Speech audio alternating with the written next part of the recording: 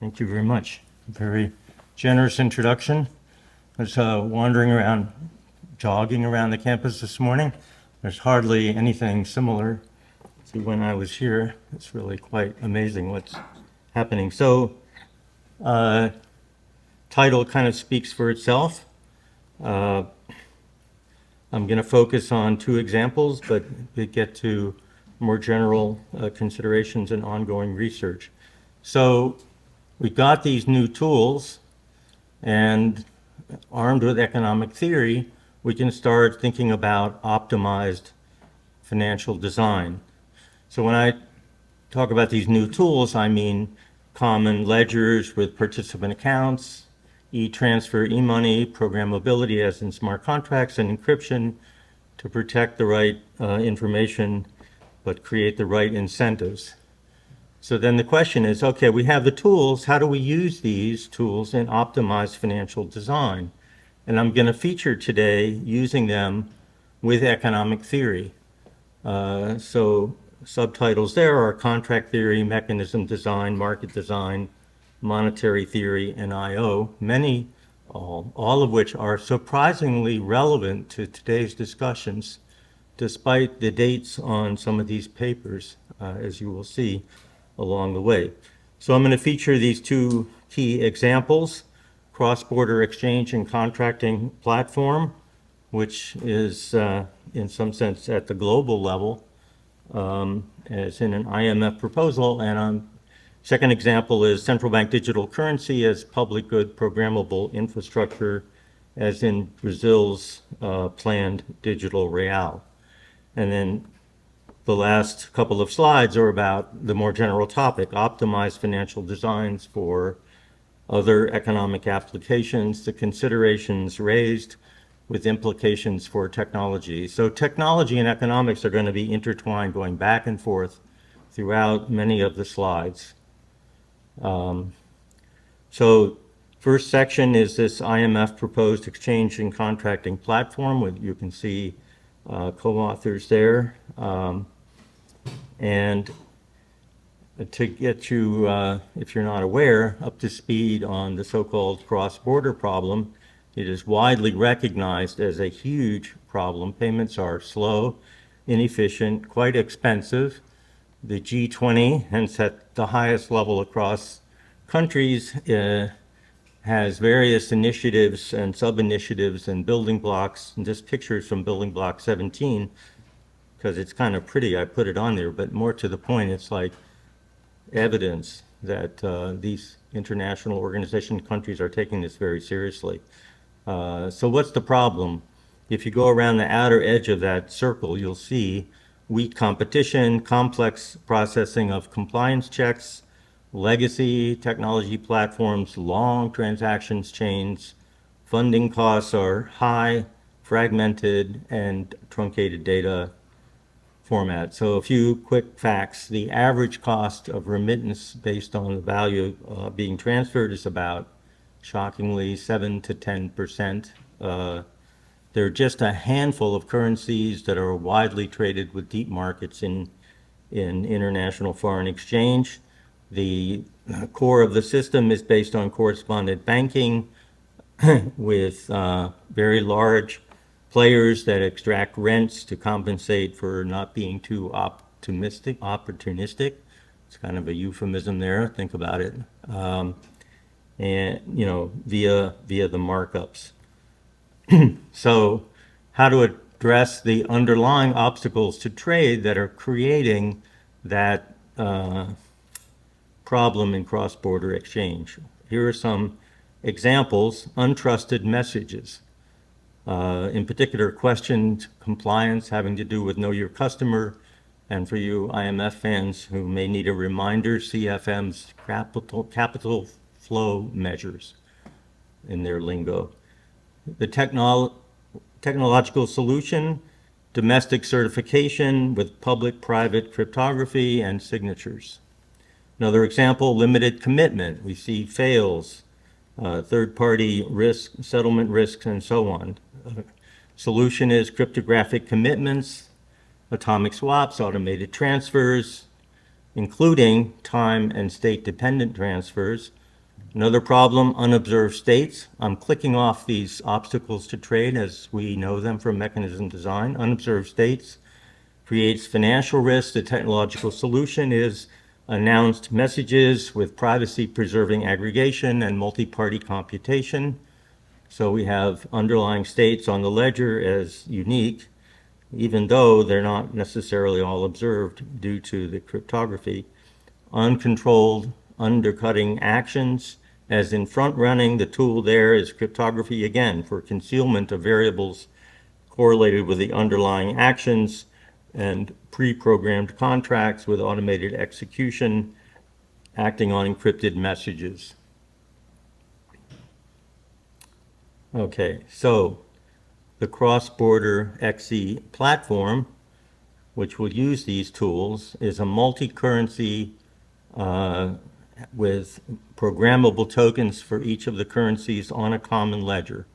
The idea is that each central bank in participating countries allows domestic entities to transfer the fiat money of that country that they hold in central bank reserves to tokens on a one-to-one basis. So there's locked-in direct claims to ensure the value of the tokens backed fully by the fiat, essentially through the central bank. So we don't need bilateral claims on the balance sheets of these large multinational entities. Central banks obviously are playing a role. They're not exclusive participants. Each country's central bank is responsible for validating the tokens in that one-to-one exchange back into reserves. And central banks, of course, as a node, are participants on the platform itself. Tokens can be segregated, put into escrow, and locked under the terms of contracts. Contracts are tracked and consistent with each other. They're composable. So we can allow on this exchange and contracting platform the exchange, as in spot exchanges, also forward exchanges, so it's dynamic, also hedging and risk management, so it can deal with uncertainty, all of this under programmed multilateral contracts. And of course, we do have KYC and certification for the capital control measures. Okay, so let me focus first on the exchange. Spot exchange, as in multi-currency, are the objects, exchanging among them. Economic theory provides some immediate lessons, frankly, about what not to do. Designs that don't work well. As a reminder, or news, we have Wicksel's triangle. In a static context, agent A, agent I likes good J, but J doesn't like good I. There's not a double coincidence of wants, and so on around the triangle. If you insisted on by a sequence of bilateral exchanges of goods for goods, there would be no trade. It's autarky. It's the worst possible outcome. Another example, Shapley-Shubik. Oh yeah, watch the dates on this. It's 1977. So these are trading posts, and the idea is you pick one commodity, for us one fiat money among the countries, and use that in exchange for all the other N-1 currencies. So participants pick which post, which bilateral exchange post to go to, and offer to buy or sell in exchange for the currency. And effectively, it's a very early version of AMM clearing with prices proportional to the demands and supplies. I apologize for the typo in that slide. Tried to get it clean at the airport and missed that one. So what happens? If you insist on doing it this way, we know from theory we're going to have a coordination problem in terms of multiple equilibria. We can get very thin liquidity on some of these trading posts, which in turn generates market power and liquidity problems. Sound familiar? Okay, so another quick example of the problem of doing it pairwise in some kind of decentralized way is Ostroy Star. You know, to dates on that, I'll stop saying that, 1974. Agents meet pairwise, they meet over time. The idea is try to achieve a good outcome, which in this case is the outcome associated with a Walrasian equilibrium as if they were all in a centralized market. But they're not. They're meeting pairwise like this. And in particular, if it's decentralized, they would not have necessarily the history of trades of other players with whom they have not had contact or with whom any of the people they have already met have had contact. So there is no way, if it's not recorded, that the information is going to be transmitted. Now you can think of solutions like fiat money. In fact, Asteroid Star had in mind that there could be one currency with which everyone is endowed in sufficient amounts so they can buy whatever they want whenever they meet. In fact, they could be paired in such a way as they only buy early and sell later, and they have to be able to finance that. That takes an enormous amount of liquidity, and all of today's modern systems are designed to try to come up with liquidity savings mechanisms. Other solutions here are having a large trader carrying inventory. Then we're going to be back to the problem of relationships and large traders, or have trade credit, so you don't need the money, you have the credit, but then we're going to raise the issues of third-party defaults and credit risk and so on. The solution is to keep track of the information as if on a common public infrastructure. And there are other centralized solutions have been noted by Klemperer in his product mix auctions, for example. The intuition here is you have a utility function with substitutability across the various currencies. You've got a common budget constraint. And so agents themselves make trade-offs depending on the prices that they confront. And that kind of guides the market to an efficient outcome. But they have to all be trading with one another to accomplish that. Other examples, Dubé, and Sonderman. These are limit orders on centralized platforms with a common code. Yes, all of this in principle can be coded. Or you can do this with decentralized broker-dealers. When I talk about, language fails me here, when you talk about a common public infrastructure, it kind of conjures up a centralized infrastructure, but it's really common public infrastructure, and the competition on it can be quite decentralized as having broker-dealers competing with one another to attract customers. And that also works. In fact, it's going to be necessary to do it that way when we're talking about competition in contracts. So we don't need arbitrage to get where we want to go. We could use the notion of blocking allocations and the core.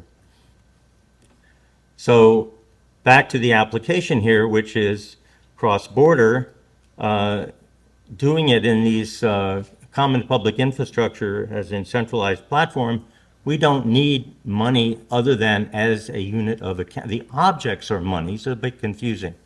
The fiat monies, the tokenized fiat monies are all monies, but we don't need to pick yet another money and use it as a unit of account and store value and all of that. We only need a unit of an arbitrary unit of account.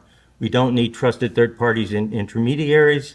In an equilibrium, since it's Walrasian, there's no arbitrage across these various currency pairs. And in fact, David Mazieres and co-authors in their design of SpeedX are using this conception of computing, as in computing Walrasian equilibria, to get to the market clearing prices and clear the orders on the order book.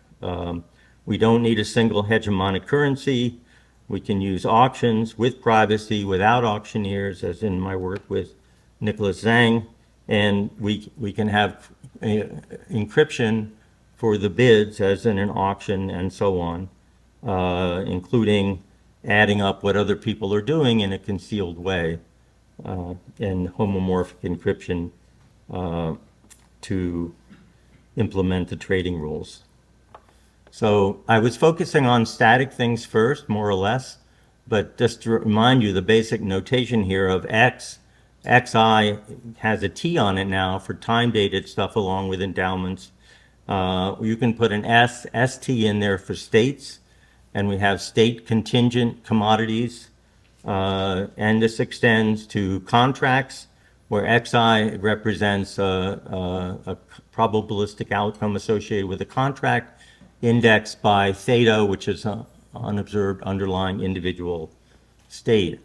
So the scope of general equilibrium theory is incredibly broad and robust, and that's what makes it really ideal for many of the applications we're going to confront: time, uncertainty, and contracts. As to time, so here's an example: dates, forward contracts as atomic swaps. If you can see the figure here, you've got initial owner of an asset, agent A, but he doesn't like it too much until the third period. He has low value for it in the first and second periods.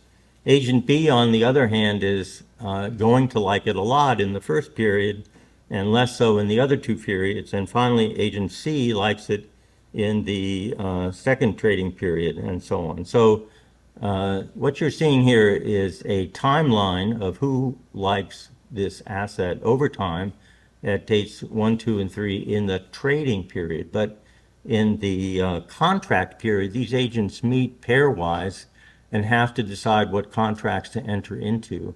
So what's featured here on the slide is that agent B can enter into a contract with C for an asset that he has contracted to get from A, even though he doesn't own it at all yet, because it's just a contract period.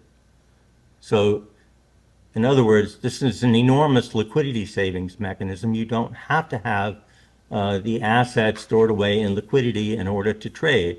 And because of the nature of the platform on the blockchain, they're committed to these deals and they have to carry them out. So there are no trade fails either. Another example with states of the world, risk sharing as a blend of borrowing and lending, but also insurance. So if you look at this slide, there's an agent. These are just examples, but I think they're helpful in revealing. You have two agents here in two periods. You have an agent A who's going to experience some preference shock, urgent or patient, or have an abundant income flow or ample balance sheet or not, the underlying state theta. And that's agent A in the first period. Agent B, likewise, is going to have unobserved private shocks in the second period. Now, there are just two shocks for each player in each time period, urgent or patient for short. If you looked at the last column here, you would be seeing that agent B can be patient or urgent and actually gets more of the consumption good when urgent. But if this is the last date and all he has to say is, I want it, I'm urgent, then why does this trader B not always say he's 0.9 and get the highest allocation? And the answer is that agent B is not sure that he's in row 1. He thinks he could be in row 2. And if he were, and said that he were urgent with 0.9, there's a good chance he'll end up with 0, which is a big disaster. Now, how is this happening? It's happening because of the randomization. You'll see a common entry there, 1.75, 8.25, which happens for sure if agent A at day 1 says he's patient, but also happens with 4% of the time, roughly, when agent B says that he's urgent. So that's on the table, that's an allocation. You can't conceal that from people. They know what they get, but what generated it inside the program, or the first round of this when it was written, was there was a planner, a mechanism designer, sort of doing the randomization, right? So that's why agent B can't tell if the allocation was 1.75, 8.25 as in row 1, that he's really in row 1 for sure and not in row 2. And the threat of being in the wrong row, so to speak, is what provides the incentives. Now, you don't need the planner. You don't need a trusted third party.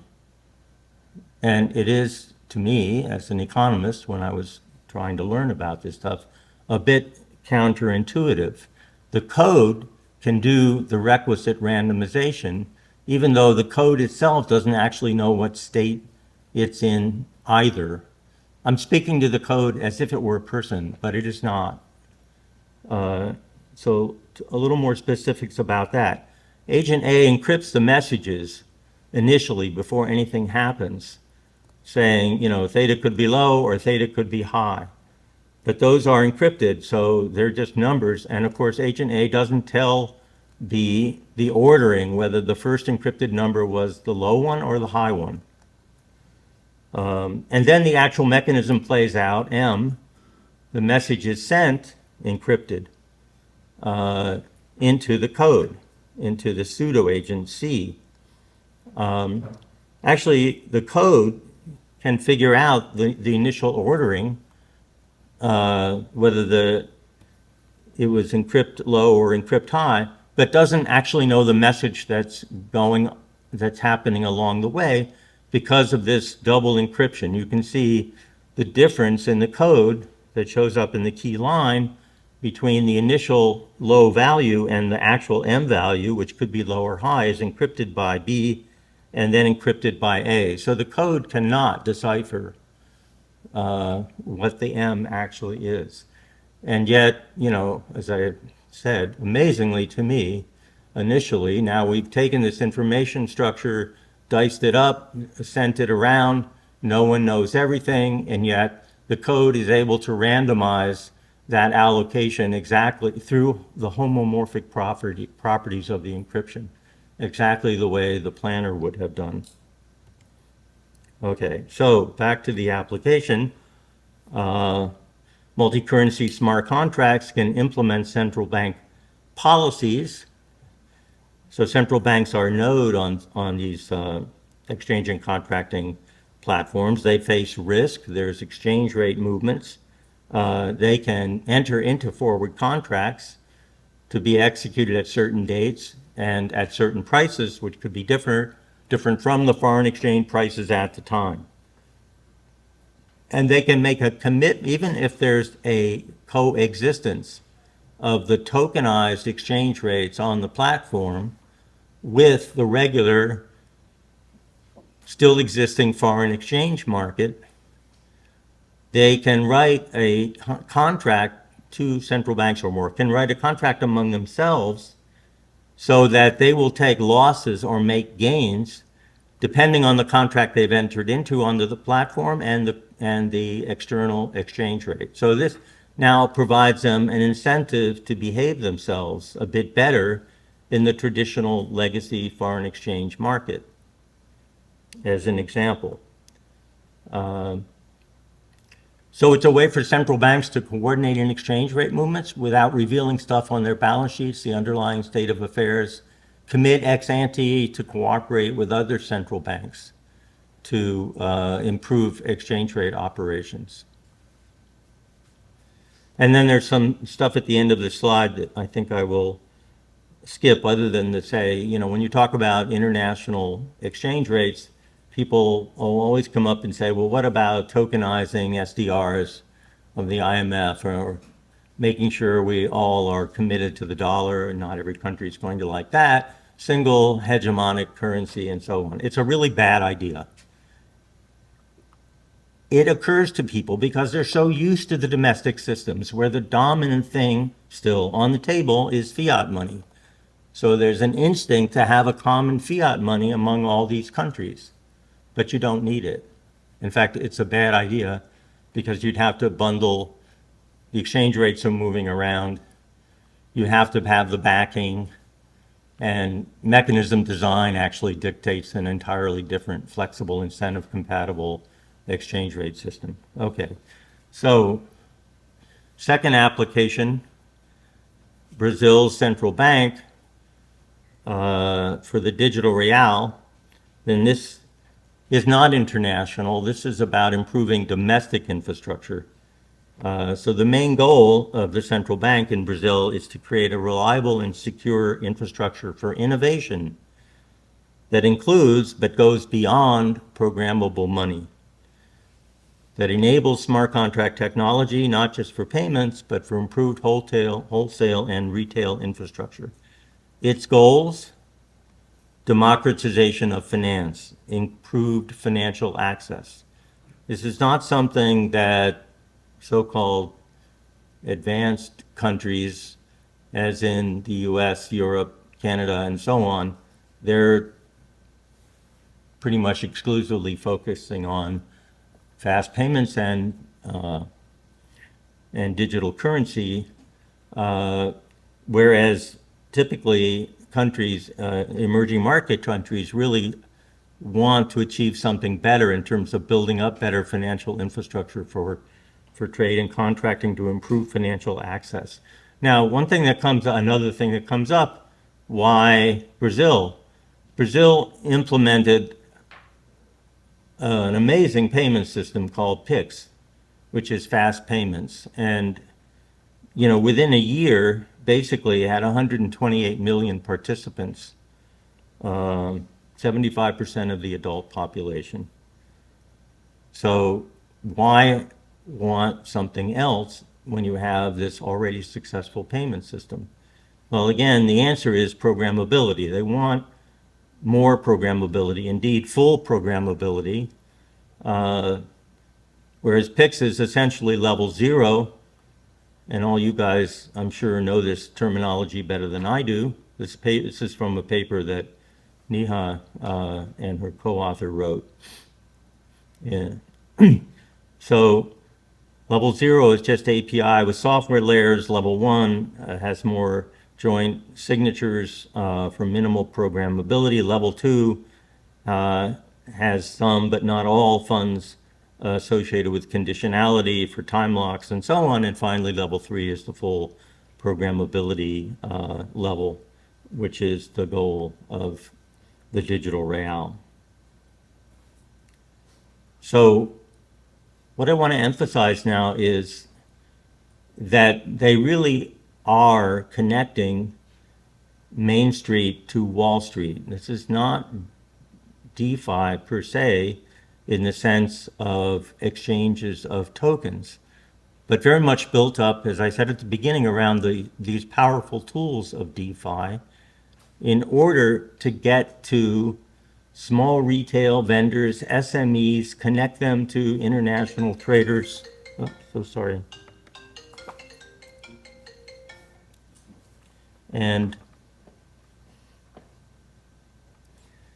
so let me give you 3 examples. I'm surprised that this is as slow and as hard as it has seemed to be. That there's so many social gains to employing these technologies in deepening financial infrastructure. So transfer of real assets. This proposal under the LIFT initiative came in from Santander Bank. It's in Brazil, the current legacy system for transferring assets, real assets, such as real estate and vehicles, is very cumbersome and expensive. There's trust, or an issue of trust or lack thereof, in these oligopolistic intermediaries with convoluted regulations. It harms not only the asset transfers, but the proper functioning of the credit markets, because these underlying assets serve as collateral for other trades. And so if the collateral is costly or not secure, it has broader implications.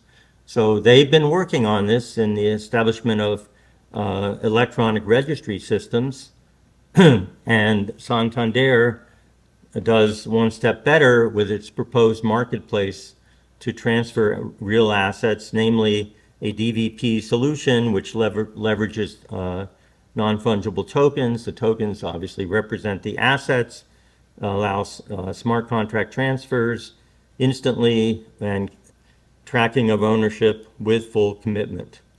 The connection to the central bank digital currency is that that's the bridge, that's the means of payment. CBDC is the means of payment for the purchasing and sale of these assets, which are recorded in ledgers and so on. Second example out of the 8 or 10 is VERT. That's for rural credit markets around the world. And in Brazil, the problem with farming is you have outgoing payments for expenses before you have revenues from the crop sale. So many farmers suffer from lack of credit and financial instruments, and the government, for better or worse, jumps in trying to offer a mix of credit and insurance subsidies. So in Brazil, it's pretty complex. There are 16 funding sources, 12 programs dated 2020, with separate terms and conditions for providing credit to producers. And it's very uneven geographically and by firm size, or in this case, farm size. So what is VERT doing? It provides farmers with loan funds in the form of a token with a value equal to the value of the credit line. This goes into the farmer's wallet. The token can be used for purchasing farmer supplies. The smart contract automatically verifies compliance with the credit line rules and ensures appropriate spending of the funds, because the supplier vendors are whitelisted to begin with. There's a KYC process for the farmers themselves. You can make sure that the input was purchased from a whitelisted source under the appropriate terms, and so on. All of it's coded up. That was what was happening the past year, really, under this LIFT initiative in Brazil. I should have said this. The central bank didn't deign itself to be the emperor to design the whole system. They wanted the private sector to submit proposals so that the CBDC could be designed in a way that would be useful and used by the private sector when it is implemented. Of course, there's a bit of sort of making it up as you go along, because they didn't know what would come in, and the private sector didn't know what to propose, because the centralized CBDC hadn't yet been designed. Third example, Visa links these small and medium enterprise to international markets.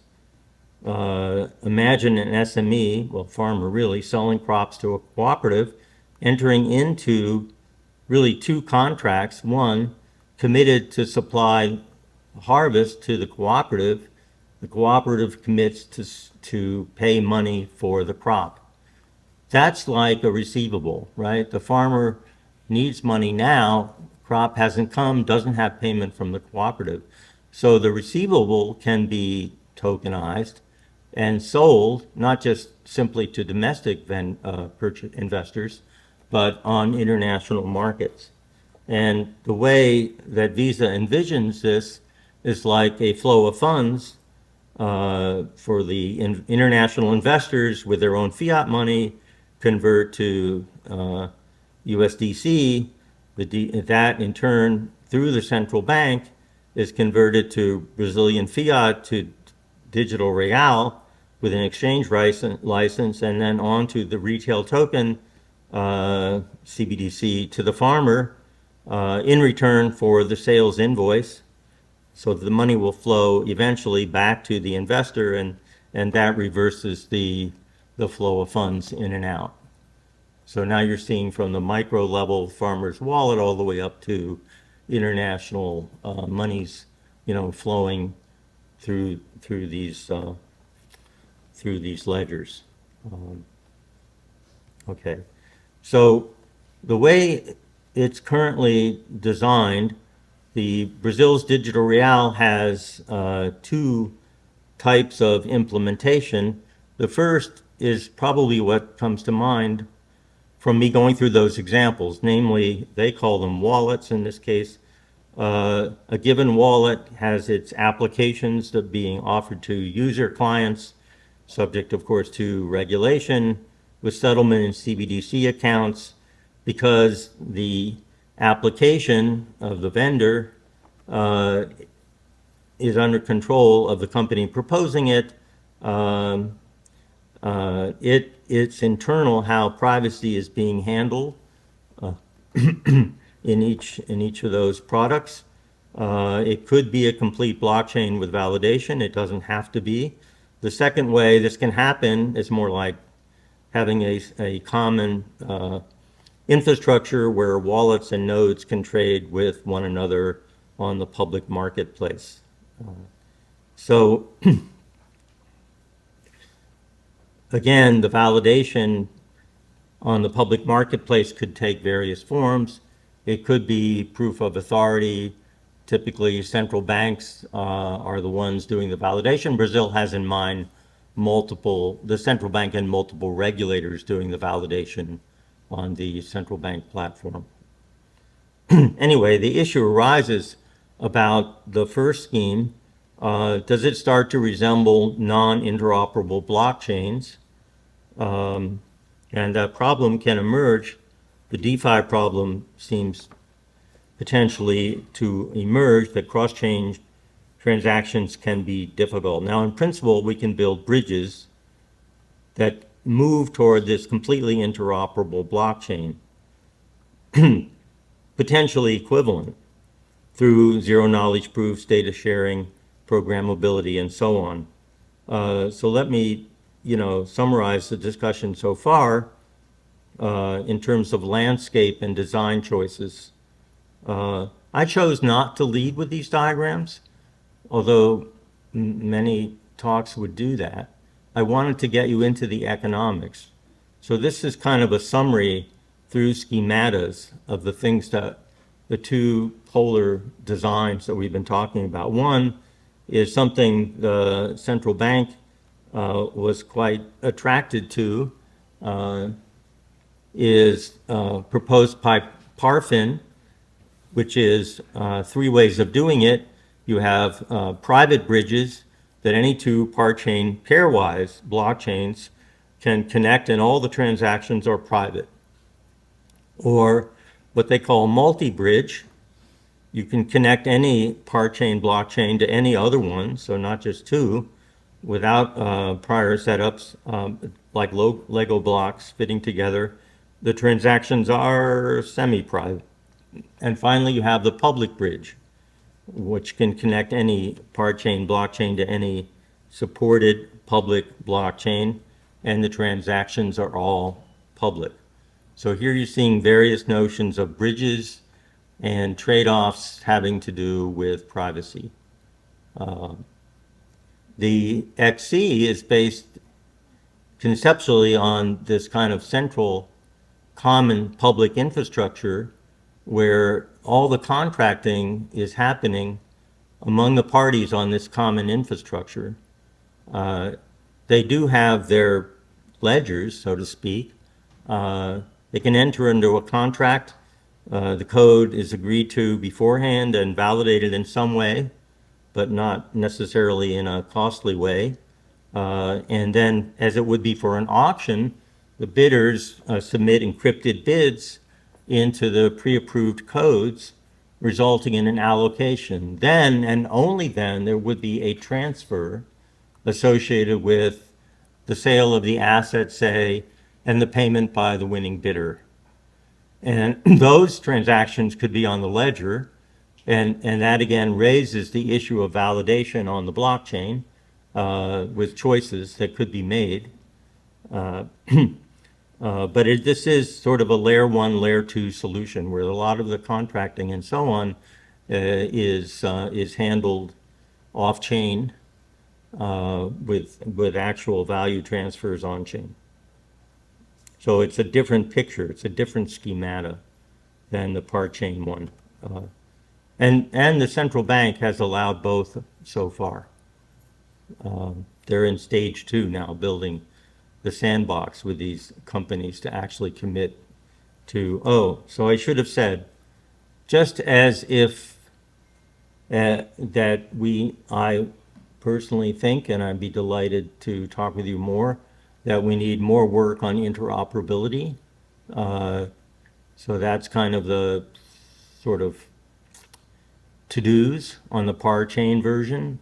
There's a big to-do on this centralized version, which is that we need better contracting platforms that, another version of EVM but one that is better in terms of contract consistency and also allows encryption. Shockingly to me, but hopefully you'll tell me differently during the course of the conference, the encryption possibilities on EVM are still somewhat limited, but as I understand it, this is within reach.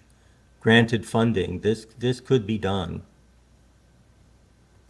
Okay, so general considerations, dictates from various additional financial design applications. This is from a paper I'm writing for the Bank of Canada and about to give in Brazil next week. It's just an outline, and I'm reserving time for questions and answers.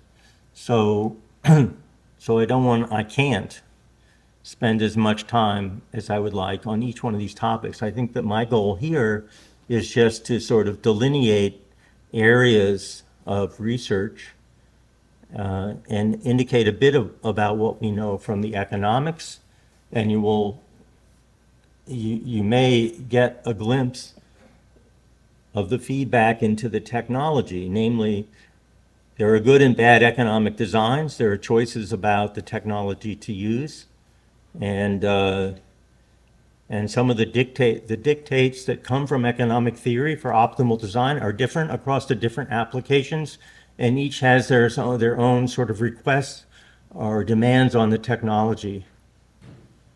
Okay, so we've already talked about competition for commodities or digital assets. What I didn't tell you is a continuation of undesirable designs. If you have fragmented digital assets on different blockchains, you can get an uncoordinated multiple equilibria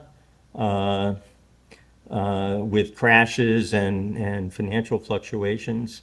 To some extent, even the US repo market is suffering from coordination problems and liquidity problems. So this is not a far-fetched idea. It's a contemporary problem. Competition in the space of contracts,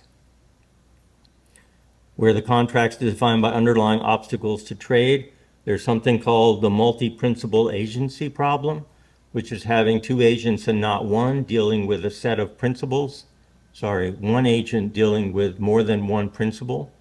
And the principles play Nash equilibria in offering contracts to the agent, but the agent's action, unobserved, has implications for the returns for each of the principles.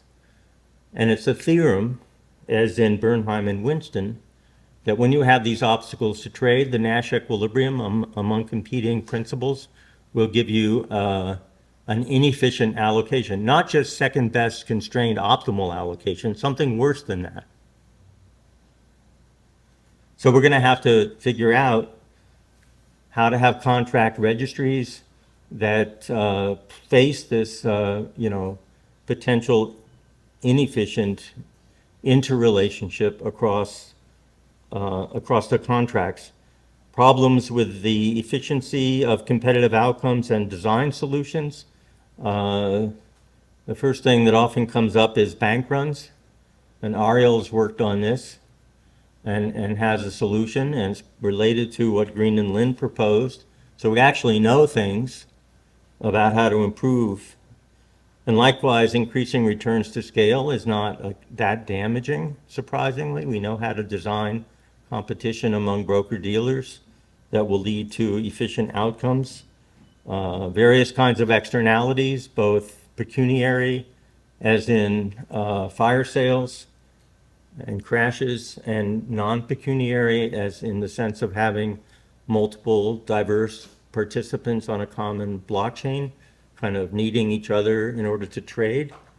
That's a non-pecuniary externality. We know how to design systems that deal appropriately with all these externalities. So the whole landscape of financial design is open now with these tools, to allow the commitment and the pricing of markets that are necessary. Innovation. A common contracting platform with competition on it does not necessarily complete itself. You may have the intuition that if we allow open competition, no market power, that inevitably incomplete markets would become complete, subject to information problems, but complete. Wrong.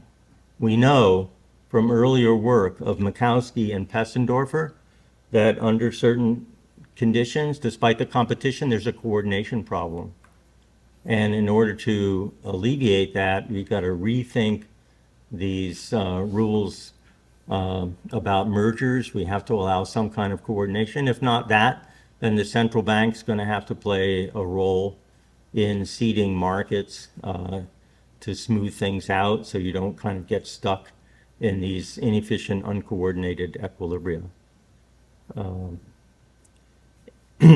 Data is not straightforward, as I'm sure many of you know from your own work. There's a view expressed in the terms open banking, that customers should own their data, and it's just a matter of making sure third parties, intermediaries, either have to pay for or get permission to use the data. In fact, it's much more complicated than that. There are adverse selection problems. The work with Andre, who's here today, and in Merlika, talks about optimal credit scoring when there's adverse selection and a deliberate choice not to release all the information to the public. Limiting trade, if you think about Diamond Didvig, we have the Jacqueline problem, which is retrade of contracts, retrade in spot markets can undercut the deliberately powerful incentives of contracts, and so you want to limit that kind of exchange. So competition doesn't mean a Wild West free-for-all, it's part of the design. And finally, when we come to money, there's a lot of tension here because there are two ways to think about money. Money as liquidity in traditional legacy systems is one way, and that guides a lot of our thinking and a lot of the regulation. But now that we have blockchains and smart contracts and so on, we can think about tokens as utility tokens that allow exchanges and keep track of history. And that stuff can be undercut if the tokens, circulate in the public too much, quote unquote. So there is guidance about having what to do when we have these kinds of dual systems. So I promised myself time with you for question and answer. So that's all I have for formal remarks.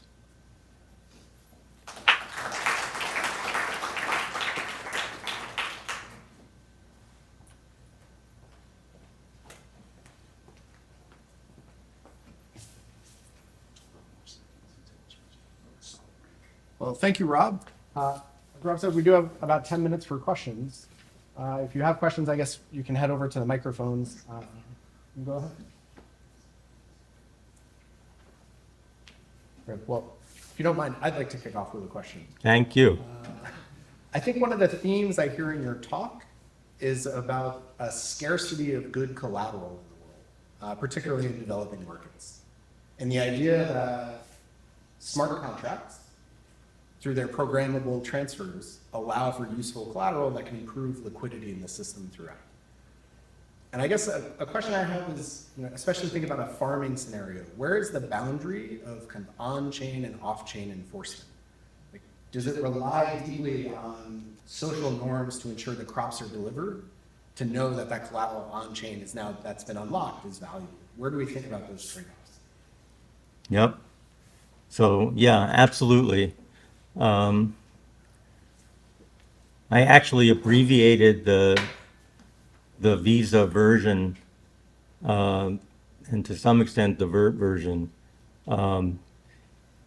There's that cooperative in the background. The cooperatives agreed to buy the crop and the farmer's selling it forward. Well, yeah, and how big is the crop actually? And what is the price of the crop? And so on. So there's sort of a legacy system there, that the cooperatives have built up a reputation. I rather think that in practice what's going on is the cooperatives, even under the current system, are underwriting a lot of that risk. Now, so I guess we could think about that as not a bad thing if it works, and there's still gains to trade and exchange of implementing the whitelist and so on. So, where you draw that line, I mean, a more dramatic example of that interface is just tokenization to begin with, right? That one-to-one, it kind of came automatically with the central banks because, well, maybe you trust a central bank to allow that exchange of the reserves for the token. We kind of took it for granted, and it didn't beg the issue of having a commercial bank sequestering the underlying fiat when it converted it to tokens. But the system rests on being able to cash out, and that's another example of collateral. So. Hi, Robert. I'm Kyle Sosik. I have a question about CBDCs. So in your slides, you have mentioned sort of a scheming system, level 0 to level 3, where on level 0, there's sort of an API interface to a traditionally centralized infrastructure. And then as you progress to level 3, you sort of back some of these out. You had access over your keys, you had more autonomy, more things are happening in sort of like a public, decentralized manner. Do you think that as you go from level 0 to level 3, it is strictly increasing utility, or do you think at some point it's balanced by the risks or other trade-offs that might emerge by giving people a lot of autonomy? And I'll sort of point to the mechanism of, we see that in conventional public blockchains, there's a lot of catastrophe, there's a lot of tragedy in forms of custody of your own assets and things like that. And sort of one of the nice things about a centralized infrastructure is that if somebody has their identity stolen, there are mechanisms to reconcile that. Do you think that as it progresses to level 3, it's strictly increasing utility, or that there are like meaningful trade-offs somewhere in the middle? Well, thank you. I'm glad you're giving me a chance to talk about that. I anticipated this question. So yeah, the Turing complete means, brings risks, to answer your question directly. Now, what to do about the risks? Well, and there's another version of Turing is, because it's complete programmability, you can't actually know whether, it will terminate or, a malicious party could enter. I'm just telling you what you already know. Now, what did I decide to do for the talk? I decided to emphasize the gains that are made possible by the new tools, in particular applications where you want something like full programmability or something close to it in order to be able to implement. So that certainly comes across as if I'm ignorant of or ignoring the cyber risks. It is, I think, possible to go so far with the cyber concerns that we don't end up doing anything. That's the tension that I feel, right? It's like programmable digital currency should try to mimic the exchange that we see with paper currency, including the anonymity and not, make sure identities are concealed other than transferring value on the ledger and so on and so forth, as opposed to programmability. And then there's a pushback, which is we really need programmability for financial access and a lot of these applications. So this, I don't know, it's going to be a judgment. Research is needed, and I'm eager to talk with you. I don't have here's the way to do it. I don't have a prescription. I'm aware of the problem. I just think we have to envision both the gains and the costs. Does that make sense? Yeah, it makes sense. And it sort of goes along the lines of something that I've been thinking a lot about, but we haven't seen meaningful instantiation of yet, which is an insurance market for a lot of things that we see in public blockchains, where presumably somebody could sort of calculate and underwrite those risks. And I think that would tell us a lot about what they are. You know, the price that somebody's willing to underwrite that risk at tells us a lot about, you know, how big it is or how pronounced it is. That's not on the mature market yet. So. I mean, you can write, thank you. You can write particular applications, insurance applications, you know, in the code and limit the use of the code for any other purpose. It's tempting to think maybe the Central Bank of Brazil should start off with a certain list, certified, approved list of applications and just stop there. So that's an option, and it would allow some of these needed applications. But it also sort of doesn't feel right in the sense of where the system is going and allowing more and more innovation and sort of sorting things out along the way. The problem with sorting things out along the way, as in DeFi, is that now, you know, it was never put together as a solution to a global design, and so that's why we have all these problems. Thank you.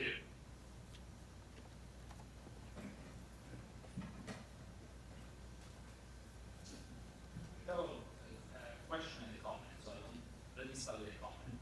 So when you think about interoperability, right, we already have it, for example, in DeFi. Like smart contracts are all interconnected with each other. Even Can you just speak a little closer into the microphone? I'm thinking, can you hear me now? Yes. I'm thinking when we think about interoperability, this is already somewhat implemented in the current DeFi ecosystem. That's one of the main advantages. And it's not only within the DeFi space, but it's also within the centralized finance space. So you have Oracle, which are interconnected with smart contracts. I think one of the main concerns there is basically the systemic risk coming from potential manipulation, oracles, or cyber attacks, and so on. And I'm wondering, like, what are your views in terms of like, how can one potentially fix those problems, right? Like, how can we think about systemic risk in this context? That's the first question or comment.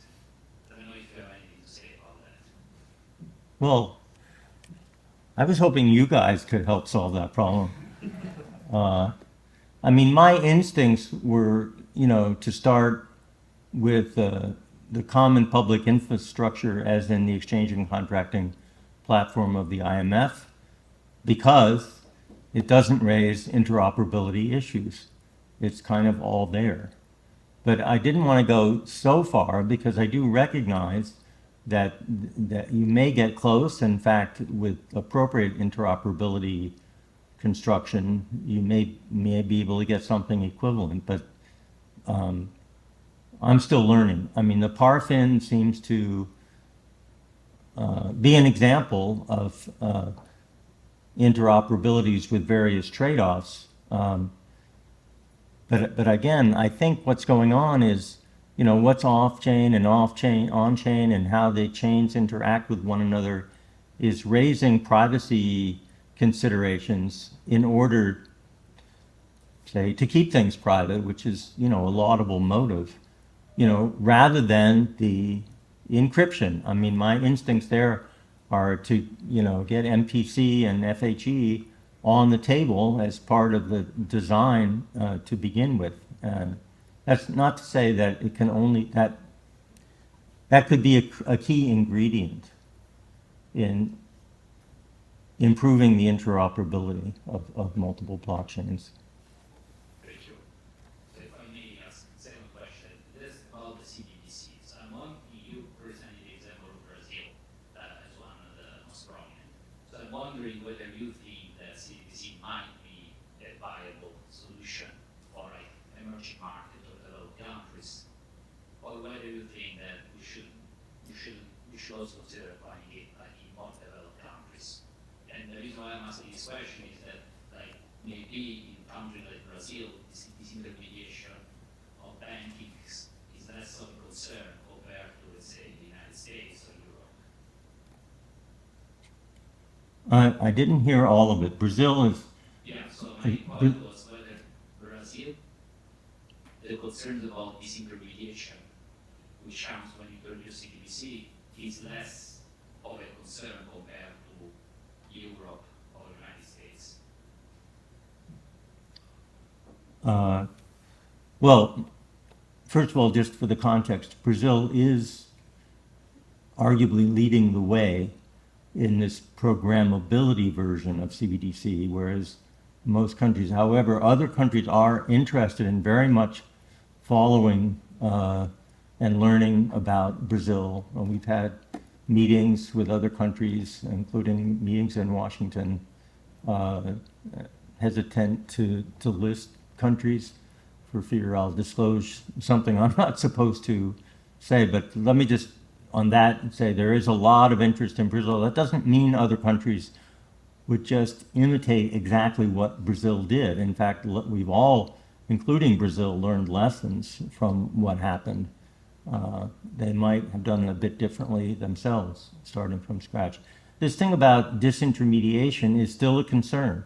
They are going to allow stable coins in Brazil issued by, payment system providers.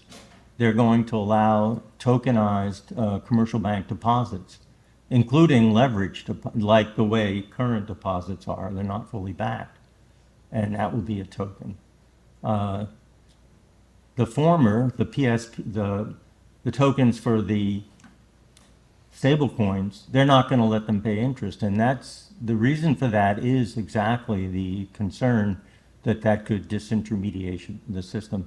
When macro guys got interested in CBDC, that was kind of the first thing they all wrote about was, oh my God, the commercial banking system is at risk. Well, it's a much more nuanced story than that. So I guess what I'm saying is, and it's a good summary, we need to think about the whole system and how it's operating and, we don't necessarily want to bring in the previous legacy view and the threat of disintermediation when we have new tools and new designs. For example, the bank run thing is something that could in principle be implemented if the concern is all that money leaving the system.